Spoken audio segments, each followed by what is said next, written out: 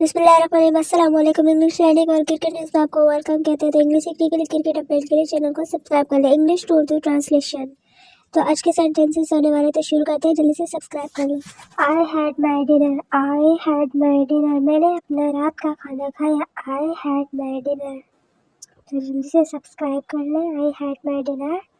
I had a glass of water. I had a glass of water. मेरे पास पानी का glass था। मेरे पास पानी का ग्लास था। तो आज के सेंटेंसेस हेड के हवाले से होने वाले। I had an idea in my mind. Had.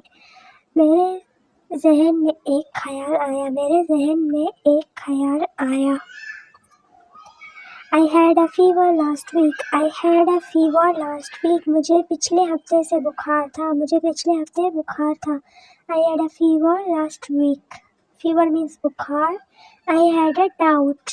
Doubt means फिक्र या शक।